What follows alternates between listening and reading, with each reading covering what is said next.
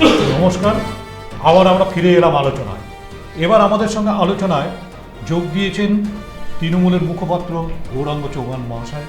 গৌরাঙ্গ, আপনাকে ভারত টিভিতে স্বাগত। ধন্যবাদ।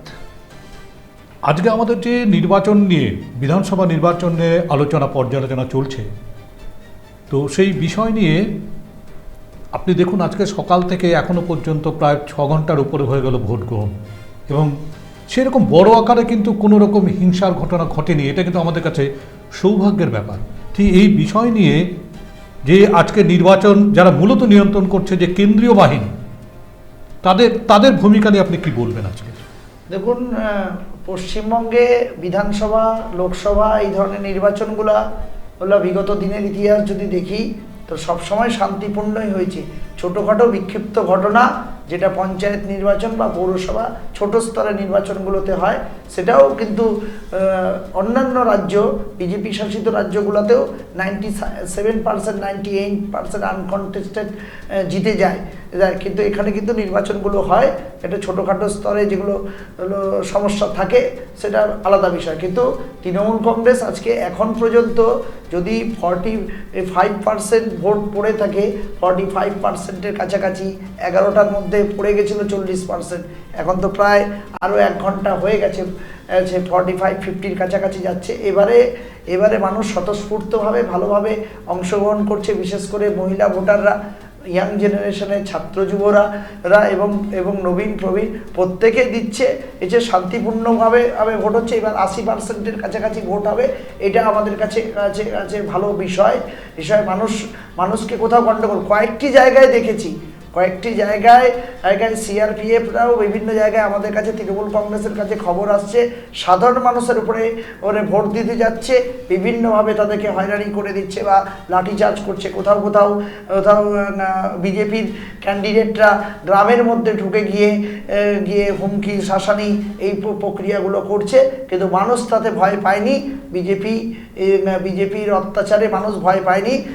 যতই কেন্দ্রীয় বাহিনীকে নিয়ে কাজ আমাদের আলোচনা সেই জায়গা থেকে আমরা বলছি যে প্রতিবার যখন আমরা নির্বাচন আসছে, সেটা পার্লামেন্ট হোক, বিধানসভা হোক, পঞ্চায়েত হোক, আলোচনা করতে করতে 1 ঘন্টার মধ্যে সময় আমরা দেখি যে বিভিন্ন রকম অভিযোগ আসে, যে বুথ জ্যাম, বিরোধীরা ভোট কেন্দ্রে বসতে পারছে না, বিরোধী যারা পোলিং এজেন্ট আছে তারা বসতে পারছে না, তাদেরকে ঢুকতে দেওয়া হচ্ছে না, কোনো জায়গায় বিরোধী ভোটারদেরকে বের করে দেওয়ার অভিযোগ, এই সমস্ত অভিযোগ নিয়ে একেবারে সাংঘাতিক অবস্থা ঘটে যেত। কিন্তু এবার কিন্তু তার উলট পুরাণ বলা যায়, যে এবার কিন্তু সেই জিনিস কিন্তু ঘটছে না। এখানে কিন্তু মানুষ কিন্তু অবাধে কিন্তু ভোট দিচ্ছে। ঠিক এটার জন্য কি যে আমাদের কেন্দ্রীয় বাহিনী, তাদের কি কোনো ভূমিকা নেই বলছেন আপনি? না, কেন্দ্রীয় বাহিনীর ভূমিকা তো অবশ্যই আছে। কেন্দ্রীয় বাহিনী থাকবে, আমাদের রাজ্য সরকারের পুলিশ রয়েছে, কিন্তু সর্বোপরি দল, একটা সরকারি দল যারা ক্ষমতায় রয়েছে, শাসক দল তো বিভিন্ন সময় ম্যানিপুলেট করে বা শাসক দল চেষ্টা করে, কিন্তু আমাদের তৃণমূল কংগ্রেসের নেত্রী মমতা বন্দ্যোপাধ্যায়, অভিষেক বন্দ্যোপাধ্যায় আগের লোকসভা নির্বাচন বলুন বা বিধানসভা নির্বাচন বলুন, সবসময় বলে এসেছেন যে মানুষের কাছে নতমস্তকে গিয়ে তাদের কাছ থেকে সবাই যেন শান্তিপূর্ণভাবে ভোটটা দিতে পারে। আরে সেই আবেদনটাই আমরা করে এসেছি। তো শাসক দল কখনো নয়, যে বিজেপি অভিযোগ করছে যে শাসক দল আটকে দেয়, শাসক দল বুথ জ্যাম করে, 21-এর নির্বাচনে তো দেখতে পারা যায়নি, 26-এও তাই, 24-এর সময় নির্বাচনেও তো দেখা যায়। এত কিছু ভালো কিছুর মধ্যেও যেটা আমরা আলোচনা করছি, অনেক ভালো জিনিস নিয়ে আলোচনা করছি, তার মাঝখানেও কিন্তু কিছুক্ষণ আগে একটা ঘটনা ঘটে গেছে, সেটা কুমারগঞ্জ বিধানসভা কেন্দ্রে। সেখানকার যে বিজেপি প্রার্থী শুভেন্দু সরকার, তিনি যখন তার সেখানে ভোট কেন্দ্রে কিছু আনওয়ান্টেড পার্সন ঢুকতে চাচ্ছিল, তাদেরকে যখন ধাওয়া করেছেন, তাকে কিন্তু বেশ কিছুটা দূরে বুথ থেকে আক্রমণ করেছে, তিনি কিন্তু ইনজিওর্ড হয়েছেন। তাহলে এই অবস্থাটা কেন হচ্ছে এর মাঝখানেও? হ্যাঁ, দেখুন একজন প্রার্থী, তাকেও কিন্তু আক্রান্ত হতে হচ্ছে। আবার প্রার্থীর নিজস্ব লোকজন বহিরাগত লোক নিয়ে যদি গ্রামের মধ্যে ভোট করানোর চেষ্টা করে, এটা তো অন্যায় করেছে প্রার্থী। আর তার ফলে মানুষকে ভোটাধিকার প্রয়োগ করতে দিচ্ছে না। প্রার্থী নিজে হচ্ছে সিআরপিএফ এর জওয়ানদেরকে সাথে নিয়ে সেই প্রত্যন্ত এলাকা, দেখতে পাচ্ছেন আমাদের টিভি স্ক্রিনে দেখতে পাচ্ছেন আপনি ছবিটা, গ্রামগঞ্জে নিয়ে চলে যাচ্ছে বিভিন্ন জায়গায় ভিতরে, এবং বাইরের লোকদেরকে যদি নিয়ে যায় তাহলে গ্রামে গ্রামের লোকরা যারা প্রকৃত ভোটার, সেই প্রকৃত ভোটার তো ছেড়ে কথা বলবে না, সে প্রার্থী হোক বা পুলিশই হোক বা সিআরপিএফ হোক, মানুষের অধিকার যেখানে, মানুষের অধিকার যেখানে রক্ষিত হবে। আপনি এই বিষয়ে আপনি তো দেখেছেন সম্পূর্ণ আমাদের টিভি স্ক্রিনে ঘটনাটা কি ঘটলো আপনি দেখতে পেয়েছেন, যে সেই ক্যান্ডিডেটকে আক্রান্ত হতে হলো, তিনি অ্যান্টি সোশ্যালদেরকে ধাওয়া করেছেন, তারপর তিনি নিজেই আবার আক্রান্ত হলেন কিছুটা দূরে গিয়ে অ্যান্টি সোশ্যাল হাতে।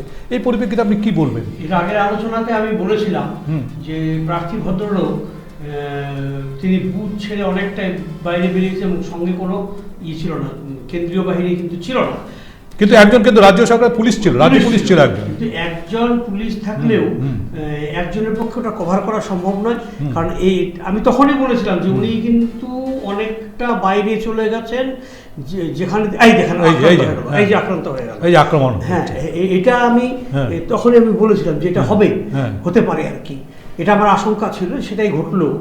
তো এটা হওয়া উচিত নয়, এইটা হচ্ছে, এবং এটা তো আমরা যেটা বলতে পারি যে গৌরবাবুর কথা, এটা হচ্ছে নির্বাচন কমিশনের কন্ট্রোল রুমে তো এটা সরাসরি দেখা যাচ্ছে। হ্যাঁ দেখা যাচ্ছে। তাহলে এই ক্ষেত্রে তার নির্বাচন কমিশন অবশ্যই ক্যান্ডিডেট যদি বহিরাগত গুন্ডাদেরকে দিয়ে বাইরের ভোটগুলোকে করানোর চেষ্টা করে বিজেপি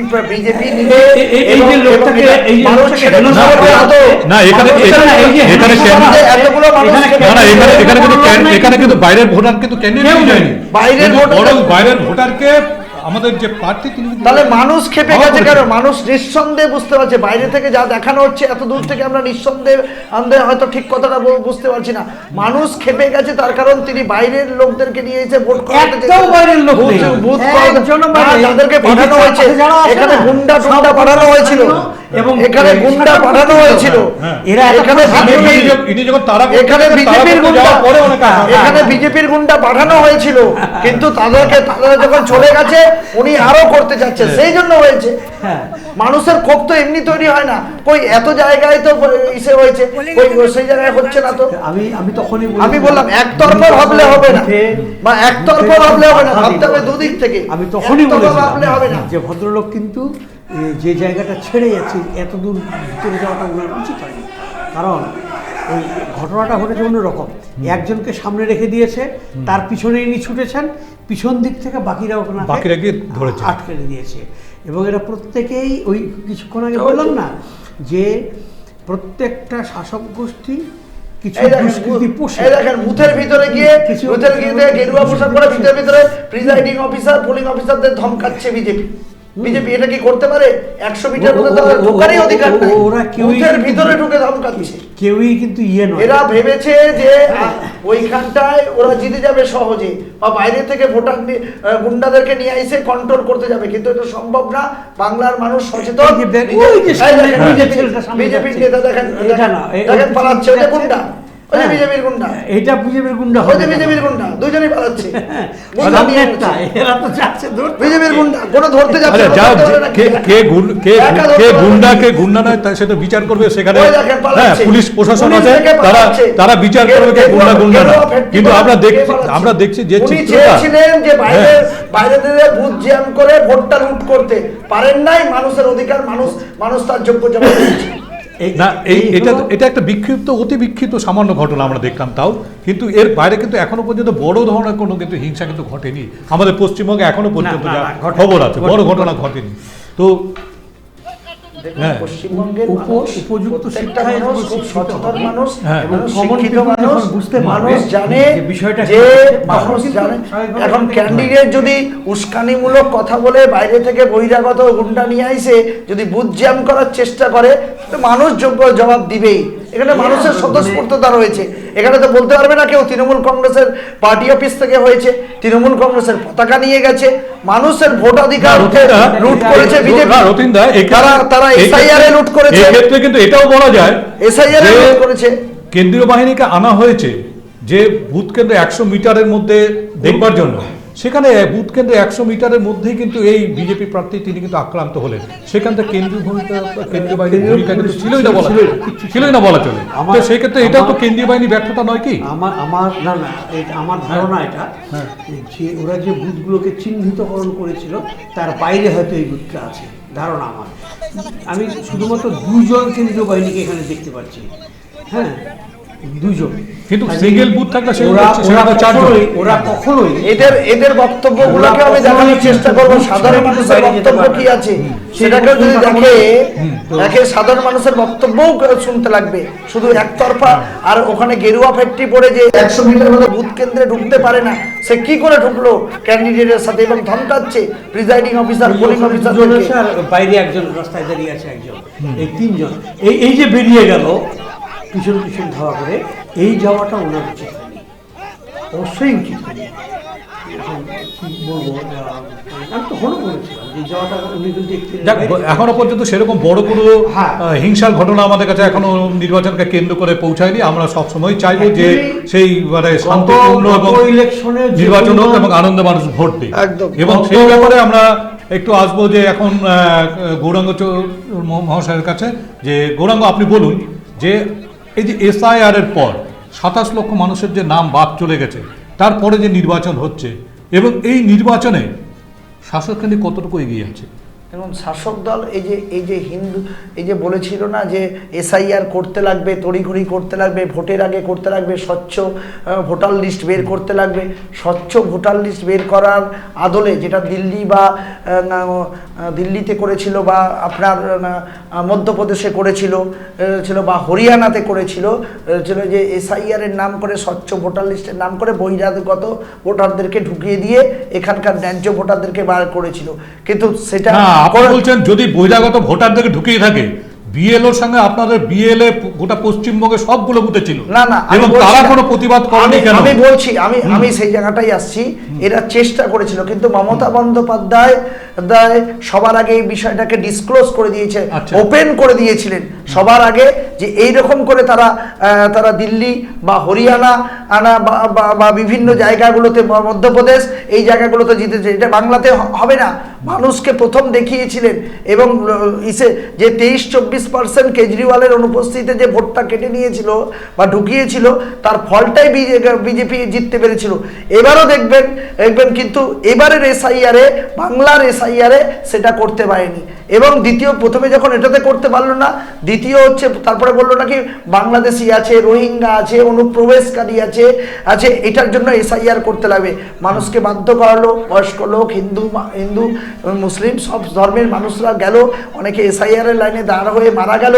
আবার ফিরে আমরা যখন আসছি SIR বিষয়ে, না আমাদের বক্তব্য যেটা পরিষ্কার সেটা হচ্ছে এই যে 58 লক্ষ তো আগে বাদ চলে গেল, তারপরে 27 লক্ষ গেল, প্রায় 90 লক্ষের মতো যে চলে গেল। এই চলে যাওয়াটা কি তৃণমূল মানে আপনার শাসক শ্রেণীকে নাকি বিরোধীদের পক্ষে যাবে? দেখুন 90 লক্ষের মধ্যে 63 লক্ষ যারা হিন্দু রাষ্ট্রের কথা বলছিল, হিন্দুদের জন্য বিভিন্ন কিছু করছিল, কথা বলছিল, কিন্তু হিন্দুদের জন্য তো তারা কিছু করেনি, পিছন থেকে ছুরি মারছে। 63 লক্ষ হিন্দুদেরই নাম বাদ গেছে। যে হিন্দুর ভোটটা বিজেপি থেকে বেশি সুইং করার সম্ভাবনা ছিল এবারে ভোটে, কিন্তু সেটাও যখন ওদের নিজের পায়ে নিজে কুড়ুল মারছে তৃণমূল কংগ্রেস। আর 63 লক্ষ যে হিন্দুদের নাম বাদ গেছে, সেই 63 লক্ষের পরিবার, হিন্দু পরিবার, তারা তৃণমূল কংগ্রেস ছাড়া অন্য কোনো পার্টিকে ভোট দেবে না। কিন্তু আপনার তৃণমূলের রাজ্য কমিটির পক্ষ থেকেই বলা হয়েছে যে মুসলমানদের নাম বেশিরভাগ ক্ষেত্রে বাদ দেওয়া হয়েছে। ওটা কিন্তু আপনি বলছেন যে হিন্দু কয়েকটা জেলা, সেটা উত্তর দিনাজপুর, মালদা, মুর্শিদাবাদ, এই তিনটা জেলা বা দক্ষিণবঙ্গের একটা জেলা, একটা জেলা, বেশিরভাগ জেলা, বাকি জেলাগুলোতে সব থেকে বেশি বাদ গিয়েছে মুর্শিদাবাদ, মালদা, উত্তর দিনাজপুর, এবং এই 3টি জেলায় হচ্ছে সংখ্যালঘু গরিষ্ঠ। সংখ্যালঘু এবার তাহলে সংখ্যালঘু গরিষ্ঠতা থেকে যখন ভোট বাদ যাচ্ছে, নিঃসন্দেহে সংখ্যালঘু ভোট। এবার বলছি যে 27 লক্ষ যে হিন্দু মুসলিমদের বা সংখ্যালঘুদের নাম বাদ গেছে, তাদের মধ্যে দেখা গেল যদি দেখা যায় 3টা জেলাতে 20 লক্ষ। কিন্তু মমতা বন্দ্যোপাধ্যায় তো সুপ্রিম কোর্ট পর্যন্ত চেস করে দিয়ে গতকাল পর্যন্ত লিস্ট বেরিয়েছে, তাতে দেখা যাচ্ছে ট্রাইব্যুনালে বেশিরভাগদের নামই আবার উঠে যাচ্ছে, তারা আজকে ভোট দিতে পারছে। আজকে দেখবেন এই জন্য ভোটের পার্সেন্টেজ যে আজকে 80% হবে, আরো বৃদ্ধি পাবে। তৃণমূল কংগ্রেসের ভোটটা আরো বৃদ্ধি পাবে। ভোটের পার্সেন্টেজ যদি বাড়ে আজকে ভোটারদের, তাহলে সেটা কার পক্ষে যায়? ভোটের পার্সেন্টেজ যদি বাড়ে, এটা সবসময় শাসক গোষ্ঠীর বিরোধী জায়গায় যাবে, এটা হচ্ছে নিয়ম। এবং এই মুহূর্তে আমি আপনাকে বলি 60 থেকে 65% যে মুহূর্তে অতিক্রম করে যাবে, আপনি জেনে রাখুন পশ্চিমবঙ্গে শাসক গোষ্ঠীর কপালের ভাঁজ কিন্তু আরো বাড়বে, এটা নিয়ম। মানে সেটা কেন, এই যে ভোটের পার্সেন্টেজ বাড়ছে যে, তার মানে কি এটা মানুষ স্বতঃস্ফূর্তভাবে ভোট দিলে কি স্বতঃস্ফূর্তভাবে এবং স্বাভাবিকভাবে ভোট দেওয়ার যে অধিকার, সেই অধিকারটা ওরা ফিরে পাচ্ছে, সেই আনন্দে ওরা ভোট দিচ্ছে। কিন্তু এটা হচ্ছে কি সংক্রামক মানে বিষয়। আমি গিয়ে বুথে গিয়ে ভোট দেবে কোনো বাধা নাই, দারুণ আনন্দের সঙ্গে আমি এসে যখন বলো এই তোমরা যা ভোট দিয়ে, এইভাবে কিন্তু সংখ্যাটা বাড়তে থাকে এবং বাড়তে বাড়তে আজকে যে পর্যায়ে যাচ্ছে আমার ধারণা 65% অবশ্যই পার করবে এবং শাসক গোষ্ঠীর কপালে কিন্তু সেই দুশ্চিন্তার বলিরেখা আরো বেশি মাত্রায়। তাহলে তো লোকসভা ভোটেও 75% ভোট হয়েছিল, তাহলে আমাদের লোকসভা ভোটে মানুষ তৃণমূল কংগ্রেসের উপরে ভরসা রাখলো কেন? তৃণমূল কংগ্রেসের উপরে ভরসা রাখলো কেন? বলতে দিন, তারপর আপনি বলুন। জানেন না, হয়তো সুপ্রিম কোর্টে যে মামলাটা হয়েছিল এটা কিন্তু মমতা ব্যানার্জির মামলা ছিল না, বা মমতা ব্যানার্জি ওই মামলার কিন্তু উকিলও ছিলেন না। আচ্ছা, ওই মুস্তারি বেগম বলে মুর্শিদাবাদের এক মহিলা, তিনি মামলা করে, সবাই করতে পারে, সবাই মামলা করতে পারে। এখানে মামলা ওই মমতা বন্দ্যোপাধ্যায় চেস করে আসলো, গোটা বিশ্ব দেখলো। চেস উনি কি মমতা বন্দ্যোপাধ্যায় চেস করে আসলো, গোটা ভারতবর্ষ দেখলো। না করলেও ওটা নাটক, সিপিএম কংগ্রেসের নাটক। কারণ ও জানেই না কেস কি একজন করতে পারে, কেস তো অনেকজনই করতে পারে। মুস্তারি বেগম করুক তো করুক, তো কি হয়েছে? তিনি সিপিএম এর লোক, কিন্তু তাতে কি হয়েছে? সিপিএম এর অন্য কেউ কেস করতে পারে না? কেসটা কেস তো সবাই করতে পারে, কোনো ইনভলভমেন্ট নাই। ইনি উপযাচক হয়ে জয়েন করে বলেন, উনি যখন বুঝলেন যে এখানে তো এরকম ব্যাপার হবে, উনি জয়েন করে একটা কেসে 1000 জন করতে পারে, একটা কেসে 1000 জন করতে পারে। এটা কোনো আলাদা উকিল ছিল, আলাদা সব ছিল, এবং সেখানে যা বিতর্ক হয়েছে এবং তারপরে যা রেজাল্ট বেরোবার সেটা বেরিয়ে না। সুপ্রিম কোর্টের একটা অর্ডার ছিল 21 তারিখ পর্যন্ত যাদের ট্রাইব্যুনালে নাম উঠবে তারা সবাই ভোট দেবে। তো গৌরাঙ্গবাবু, আপনি কি জানেন যে 27 লক্ষ যে ওইটাকে ছিল, তাদের মধ্যে কতজন ট্রাইব্যুনালে নির্বাচন কমিশন তো বিজেপির কমিশন, নির্বাচন কমিশন তো বের করছে না। আমাদের কাছে খবর যতটুকু আছে, আমি বলছি যারা যারা সাফার করেছে তারা দলীয়ভাবে পার্টি অফিস বা বিভিন্ন জায়গায় তৃণমূল কংগ্রেসের কাছ থেকে সহায়তা নিয়েছে। আমাদের উকিলরা প্রতিটা জেলাগুলোতে ছিলেন এবং কাজ করেছেন তাদের ফর্ম ফিল আপের ক্ষেত্রে এবং তাদের ট্রাইব্যুনালে অ্যাপ্লিকেশন। 27 লক্ষের মধ্যে ভোট দিতে পারবে সেটা কিন্তু এখন আমরা কেউ জানি না। কিন্তু বেশিরভাগ নাম উঠতেছে, কিন্তু নাম উঠতেছে মানুষের, সমস্ত কিছুই 176 জন ভোট দিতে পারবে বলে ট্রাইব্যুনাল ঘোষণা দিয়েছে। তাহলে 27 লক্ষের মধ্যে 176 জন অনলি। তাহলে কি করে আপনারা করতে যাবেন? এইটা না, ওটা কোনো বুথের কথা বলছেন হয়তো, টোটাল এরকম হতে পারে না।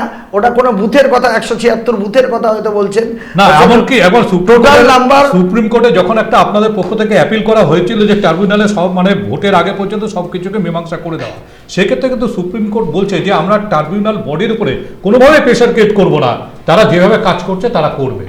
হ্যাঁ, এবং এইটার পরে তা আপনারা কতখানি মানে আশা দেখতে পাচ্ছেন? দেখুন, আমাদের ক্ষেত্রে মানুষের যে ধরনের হয়রানি, মানুষের ক্ষেত্রে যে ধরনের অধিকার কেড়ে নেওয়ার চেষ্টা বিজেপি করেছে, সেটাই আমরা তৃণমূল কংগ্রেস বারবার করে বলেছিলাম। লাইনে দাঁড়িয়ে বিজেপি আসার পরে লাইনে দাঁড়িয়ে এতে হাজার হাজার মানুষ মারা গেছে। আজকে SIR এর শুধু লাইন নয়, নোটবন্দির লাইন, কোভিড-19 লাইন, বা হচ্ছে হঠাৎ করে লকডাউনের লাইন, বা আধার কার্ডের সাথে ফোন নাম্বারের সংযুক্তিকরণের লাইন, বা হচ্ছে 15 লাখ টাকার জন্য জিরো ব্যালেন্স অ্যাকাউন্টের লাইন। মানুষ প্রত্যেকটা ক্ষেত্রে লাইনে দাঁড়িয়ে কাগজপত্র, বাড়ির কাগজপত্রের দিকেই হয়রানি হয়েছে 2012 বছরের মধ্যে বিজেপির সময়কালে। সুতরাং মানুষ জানে যে কোথা থেকে অধিকার পাওয়া যায়। মানুষের আজকে লক্ষ্মীর ভান্ডার তৃণমূল কংগ্রেসের মাধ্যমে পাচ্ছে। এবার রতিনদার কাছে যাও। রতিনদা, এই যে হয়রানি, এই যে লাইনে দাঁড়ানো, সেটা SIR হোক বা কোভিড যেটা বললো, এই সব কিছু, এই যে লাইন, এই লাইন থেকে কংগ্রেস কি কোনোভাবে বেনিফিটেড হবে? এই লাইনে আমরা তো আজকে থেকে দাঁড়াচ্ছি না, সেই নোটবন্দির আমল থেকে শুরু হয়েছে, একটার পর একটা, শেষে আসছে SIR। তো এতে তো স্বাভাবিকভাবেই মানুষ তো বিতশ্রদ্ধ হয়ে পড়ছে সরকারের উপরে। সরকার মেন সে যে সরকারই হোক, যেহেতু বিতশ্রদ্ধ হয়ে পড়ছে, তো সেখানে মানে সরকার বলতে আপনি দু ধরনের সরকারকে বোঝাচ্ছেন। সরকারকেই আমি বলছি বিতশ্রদ্ধ, যদিও এটা কেন্দ্রীয় সরকারের ইয়েতে বেশি যাবে। যে এই যে বীতশ্রদ্ধতা, এখানেই মানুষ তখন বিকল্প চিন্তা ভাবনা করবে যে ধুর, এটা ঠিক নেই, এটা বাদ, এরকম জায়গায় যাচ্ছে।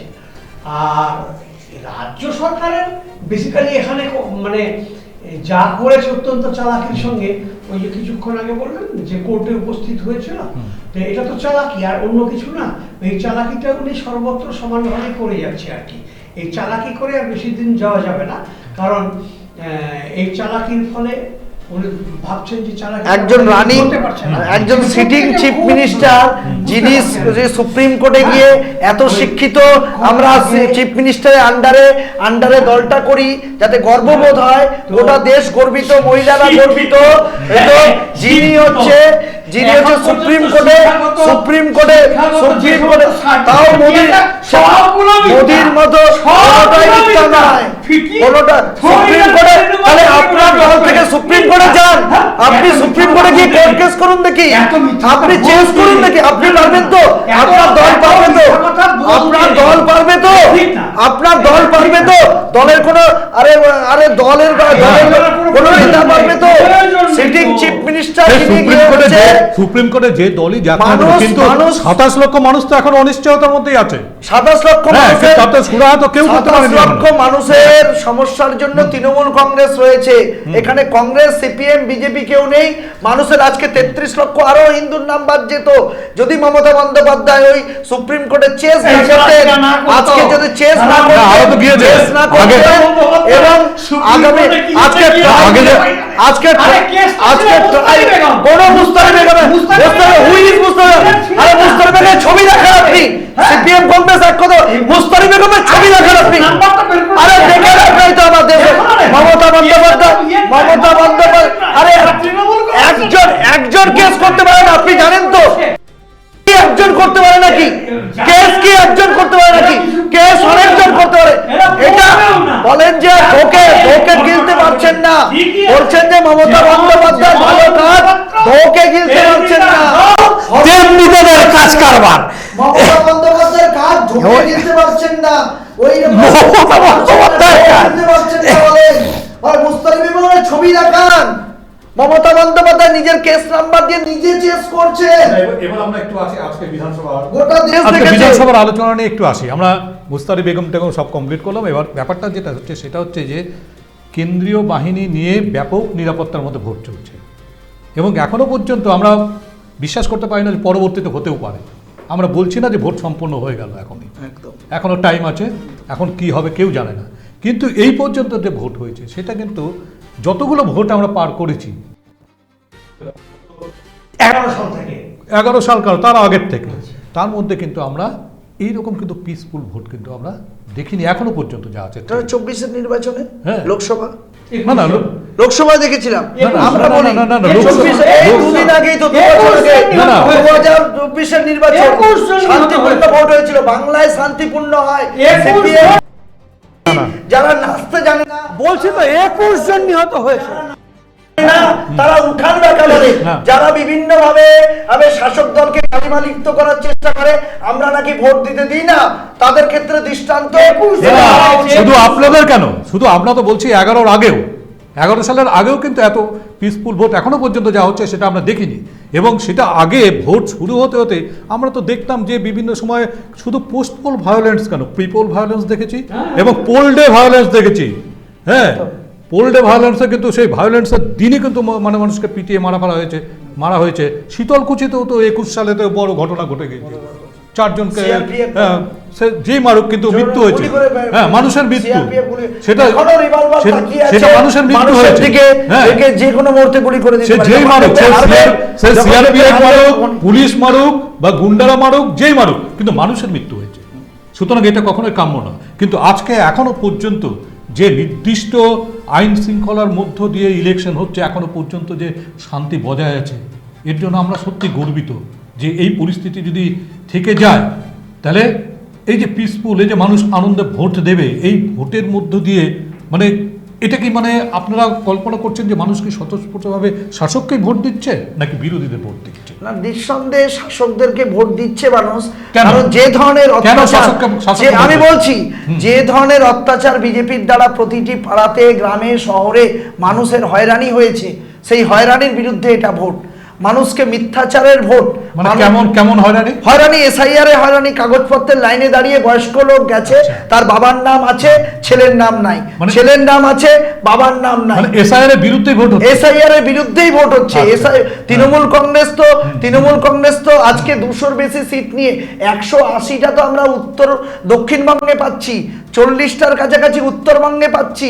এই 200, আপনি যেমন বলছেন এসআইআর আমি মানছি, কিন্তু বিগত দিনের যে post poll violence, pre poll violence, poll day violence, এগুলোর বিরুদ্ধে যে ভোট হচ্ছে না সেটা আপনি কি করে বলছেন? না, আমি বলছি হচ্ছে না। তার কারণটা 2011 সাল থেকে 2026 সাল পর্যন্ত যে ধরনের ভোটগুলোকে দেখুন, 2020 সালের আগে 21 সালেও আমাদের নেত্রী, ফুটেজ যদি থাকে তাহলে একটু দেখাতে বলবো, 2021 সালেও এবং 24 সালেও মমতা বন্দ্যোপাধ্যায় এবং পঞ্চায়েত নির্বাচনের সময় বলেছিলেন, এই পোল কি শুধু কি এসআইআর এর এগেইনস্টে নাকি সেই ভায়োলেন্স বলেছিলেন, আমি বলিনি, একটু বলিনি, বলেছিলেন যে শান্তিপূর্ণ ভোট দিতে এবং সামগ্রিকভাবে, এবং অবশ্যই যেমন একটা ক্ষোভ মানুষের আছে, এটা যেমন সত্যি কথা, তেমনি ভাবে বর্তমান রাজ্য সরকারের এই ভোটে আবার ক্ষমতায় তাহলে কি করবেন? কারণ এবারই তৃণমূল কংগ্রেসের শেষ সময় এখান থেকে সরে যাবার, এবং তারা অবশ্যই শাসন ক্ষমতা থেকে সরবে, এটা আমি দৃঢ় বিশ্বাসের সঙ্গে বলছি। কংগ্রেসের খাড়গে বলেছেন মমতা বন্দ্যোপাধ্যায় বাঘিনীর মতো লড়াই করছেন, কালকেই বলেছেন। তো কংগ্রেসের বক্তব্য আর এখানকার অধীর বেস্ট কংগ্রেসের বক্তব্য যদি আলাদা হয়ে থাকে, সেটা তৃণমূল কংগ্রেসের দায়ভার নিতে যাবে না। কংগ্রেস নিজে বলেছে মমতা বন্দ্যোপাধ্যায় বাঘিনীর মতো লড়াই করছেন। সুতরাং এখানকার ভোট দেখুন, গোটা পশ্চিমবঙ্গ জুড়ে শুধু হিন্দু মুসলিম জাতিগত মেরুকরণ ছাড়া বা হিন্দু রাষ্ট্র গঠন করা ছাড়া বা বিজেপির কাছে কোনো এজেন্ডা ছিল না মানুষের পাশে দাঁড়ানো। যে 3000 টাকার কথা বলেছিল, সেই 3000 টাকাটাও দিদির কপি পেস্ট করা, কিন্তু কোনো রাজ্যে দেয় নাই বিজেপি শাসিত ডবল ইঞ্জিন সরকার। মানুষ এটা বুঝে গেছে। আমরা কিন্তু, দিদি কিন্তু বলেছেন যে পুজোর বোনাস মহিলাদের জন্য 10,000 টাকা করে যারা লক্ষ্মীর ভান্ডার পাবে, কিন্তু দেখুন কোনো মাইক থেকে তিনি বলেন নাই। নির্মলা সীতারামন অর্থমন্ত্রী, এখন তো মাইক থেকে বলতে পারবেন না, এখন বলেননি, কিন্তু আমরা জানি সব মহিলারা অলরেডি জেনে গেছে যে পুজোর বোনাস 10,000। আমরা কিন্তু কোথাও থেকে বলি নাই। নির্মলা সীতারামন যখন আমাদের কোড অফ কন্ডাক্ট চলছে, তিনি অর্থমন্ত্রী হয়ে ওটা হচ্ছে 3000 টাকা। এটা লজ্জা। হিন্দুদের কথা বলছে, কিন্তু হিন্দুদের উপরে অত্যাচার করছে। মন্দিরের কথা বলছে এদিকে হচ্ছে উত্তরপ্রদেশ বলুন, বিভিন্ন জায়গায় বলুন হিন্দু মন্দির 150-র উপরে ভেঙে দিচ্ছে। গরুর মাংস বিক্রিতে আজকে দেশ কোশ্চেন চিহ্ন। ইয়াংরা জানে গরুর মাংস বিক্রিতে বিজেপি 9 নম্বরে ছিল, এখন 1 নম্বরে কেন? আচ্ছা, শেষে একটু রথিনদার কাছে একটা প্রশ্নে যাব।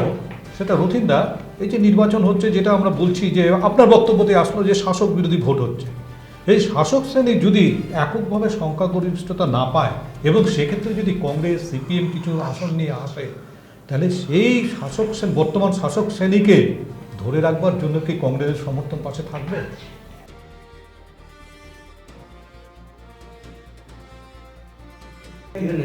তবে ঘটনাটা হচ্ছে, হ্যাঁ, শুভঙ্কর চৌধুরী, মূল ব্যাপারটা হচ্ছে বিজেপির মতো একটা সাম্প্রদায়িক শক্তিকে ঠেকাবার জন্য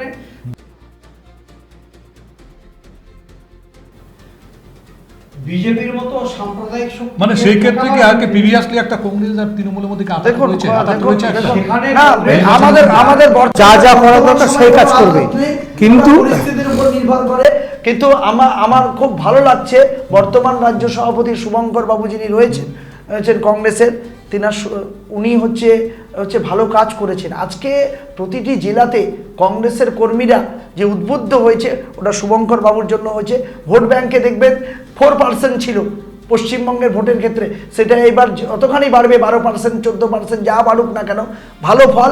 এই ভোটগুলো টোটালি সিপিএম কংগ্রেসের ঝান্ডা যখন মানুষ দেখতো রাস্তার মধ্যে একসাথে হাতে, তখন মানুষ বিক্ষুব্ধ হয়ে বিজেপিতে চলে যেত। সিপিএমের ভোট কংগ্রেসের ভোট কেটেই বিজেপি তৈরি হয়েছে। তৃণমূল কংগ্রেসের ভোট যে জায়গায় ছিল 2011 থেকে 2026-এর মধ্যে দেখুন এখন প্যারালালি একই থেকে গেছে। সিপিএম কংগ্রেসের ভোটটাই চলে গেছে। ওই সিপিএম কংগ্রেসের ভোটটা তারা চেঞ্জ হচ্ছে, তবে ভালো ফল সিপিএম এর থেকে ভালো ফল কিন্তু কংগ্রেস করতে চলেছে। আজকের এই আলোচনা থেকে আমরা সামগ্রিকভাবে বিরতি নিচ্ছি। পরবর্তীতে আমাদের বুলেটিনে আবার আসবে এই আলোচনা। তো সবাইকে ধন্যবাদ জানিয়ে এখানে শেষ করছি। ভালো থাকুন, সুস্থ থাকুন, দেখতে থাকুন ভারত টিভি। উকি মারেন কেন কর্তা? কে বলে বড় মাছের স্বাস্থ্য দেখে শরীর খারাপ লাগে বুঝি? আরে মাছেরা বলছে, এবার থেকে আপনার মাছেদেরও দিন কল্যাণীস প্রিমিয়াম ফ্লোটিং ফিশ ফিড। ঘরের লক্ষ্মী আজই ঘরে আনো কল্যাণীস প্রিমিয়াম ফ্লোটিং ফিশ ফিড, ভাসমান খাদ্য। চোখের সমস্যা বাড়ার আগেই আজই আসুন জীবন রেখা হসপিটাল, আপনার পরিবারের নতুন ভরসা।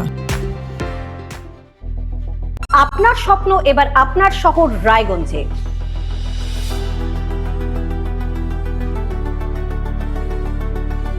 এবারে শক্তিশালী পালসার N160 আপনাদের স্বপ্ন পূরণের জন্য প্রস্তুত। সবচেয়ে কম দামে এবং আকর্ষণীয় ছাড়ে পেয়ে যাবেন আপনার স্বপ্নের বাইকটি। মাত্র 5,999 টাকা ডাউন পেমেন্টে করুন আপনার স্বপ্ন পূরণ। এছাড়াও থাকছে 6,000 টাকা পর্যন্ত ডিসকাউন্ট এবং 10 বছরের ওয়ারেন্টি ও 2 বছর ফ্রি সার্ভিসের সুবিধা। সাথে থাকছে আরও অতিরিক্ত সেভিংসের সুযোগ। তাই আজই আসুন বাজাজ হুইলসে। আমাদের ঠিকানা পূর্ব অশোকপল্লী, পুরনো জাতীয় সড়কের পাশে, রায়গঞ্জ, উত্তর দিনাজপুর। সোনার ছোঁয়ায় আপনাকে রাঙিয়ে দিতে চোখ ধাঁধানো শ্রীহরির গোল্ড প্লেটেড গয়নার বিপুল সম্ভার নিয়ে এলো রায়গঞ্জের সোনার ছোঁয়া। বিয়ে হোক কিংবা উৎসব অনুষ্ঠান, সোনালী মানতাসা, টাইচেন, সীতাহার, চূড়, চোকার, এমনকি মঙ্গলসূত্রে নিজেকে সাজিয়ে তুলতে আজই আসুন রায়গঞ্জের একমাত্র শ্রীহরির এক্সক্লুসিভ শোরুম সোনার ছোঁয়ায়। সঙ্গে থাকছে আকর্ষণীয় ছাড়। আমাদের ঠিকানা কলেজপাড়া বাজার, বিশ্ববিদ্যালয় মোড়, রায়গঞ্জ, উত্তর দিনাজপুর।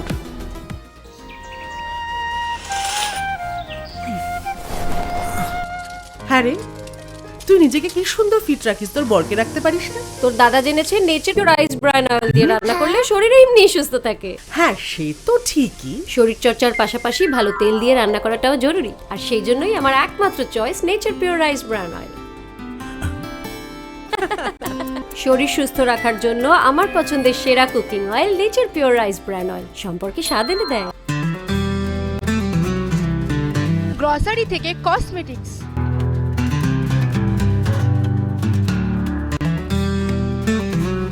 আপনার যে কোনো প্রয়োজনীয় জিনিস পেয়ে যাবেন একই ছাদের তলায়।